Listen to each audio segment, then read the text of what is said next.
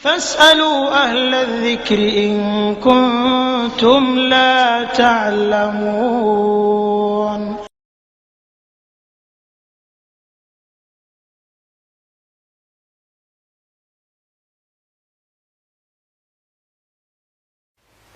Alhamdulillah wassalatu wassalamu ala rasulillah wa ba'du. Kaum muslimin yang dimuliakan oleh Allah subhanahu wa ta'ala, telah sampai kepada kami sebuah email dari Sipurna xxx@oketmail.com. Isi email, saya mau bertanya, menurut Ustadz, bagaimanakah tentang mitos jika istri hamil, suami tidak boleh membunuh binatang termasuk nyamuk? Jawabannya, kaum muslimin yang dimuliakan oleh Allah subhanahu wa ta'ala, pertanyaan yang disampaikan oleh penanya berkaitan dengan masalah meyakini sesuatu sebagai sebab timbulnya sesuatu yang lain. Dan ini adalah diantara masalah akidah. Dalam pelajaran akidah terdapat pelajaran tentang masalah meyakini sesuatu sebagai sebab. Dan dalam masalah ini terdapat satu kaidah penting yang patut kita ketahui dan patut kita pahami agar kita memiliki akidah yang lurus dan keyakinan yang benar. Kaidah tersebut mengatakan kita tidak boleh meyakini bahwasanya suatu hal itu menjadi sebab terjadinya sesuatu yang lain, kecuali jika Allah menentukan bahwasanya hal tersebut merupakan sebab. Dan Allah subhanahu wa ta'ala menentukan satu hal itu menjadi sebab timbulnya hal yang lain dalam dua bentuk. Yang pertama berdasarkan dalil syariat. Dalil syariat mengatakan bahwasanya taubat adalah sebab untuk mendapatkan ampunan Allah. Maka kita pun meyakini taubat adalah sebab mendapatkan ampunan Allah subhanahu wa ta'ala.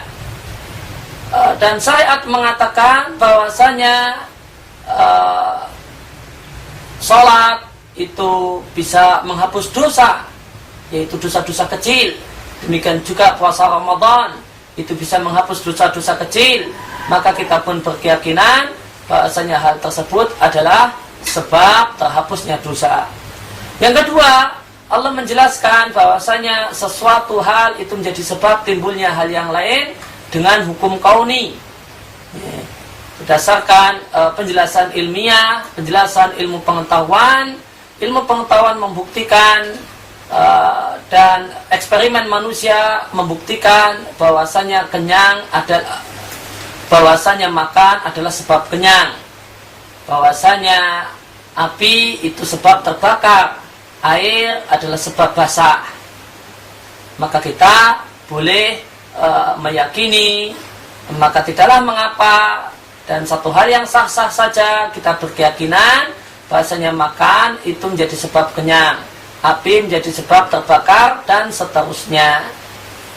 Adapun selain dari dua hal ini, maka tidak boleh kita yakini bahasanya sesuatu tersebut menjadi sebab bagi timbulnya hal yang lain. Jika kita meyakini sesuatu tersebut menjadi sebab bagi timbulnya hal yang lain, padahal tidak termasuk dalam dua kategori di atas, maka keyakinan kita ini dinilai sebagai kemusyrikan yang kecil, yang statusnya dosa besar, yang tidak kalah besar dengan dosa berzina, membunuh orang, dan yang lainnya. Meskipun dosa ini belum sampai mengeluarkan pelakunya dari Islam. Maka kembali kepada apa yang ditanyakan, yaitu keyakinan sebagian orang bahwasanya jika suami yang punya istri yang hamil membunuh nyamuk, maka ini akan jadi sebab dan berikan pengaruh kepada bayi, boleh jadi fisik bayi atau pengaruh yang lainnya.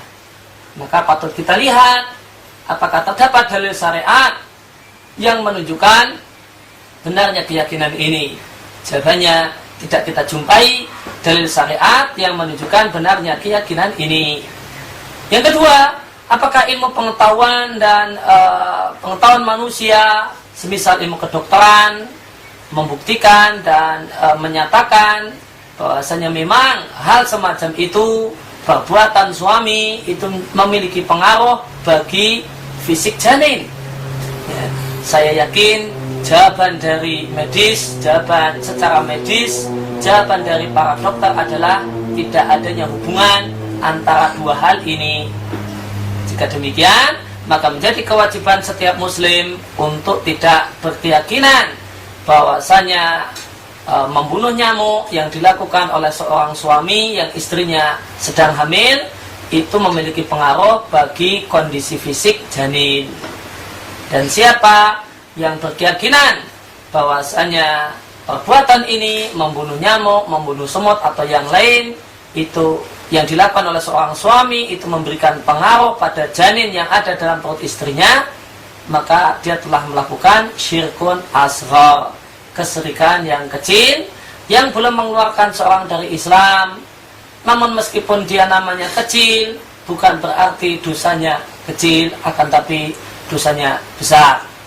Karena itu kita patut memohon dan berdoa kepada Allah Subhanahu wa taala agar Allah Subhanahu wa taala tambahkan kepada kita iman, tambah kepada kita ilmu yang benar, sehingga dengan ilmu tersebut maka semakin terjagalah akidah dan keimanan kita. Wassallallahu ala nabiyina Muhammadin wa ala alihi wa sahbihi wasallam wa akhiru da'wana alhamdulillahi rabbil alamin.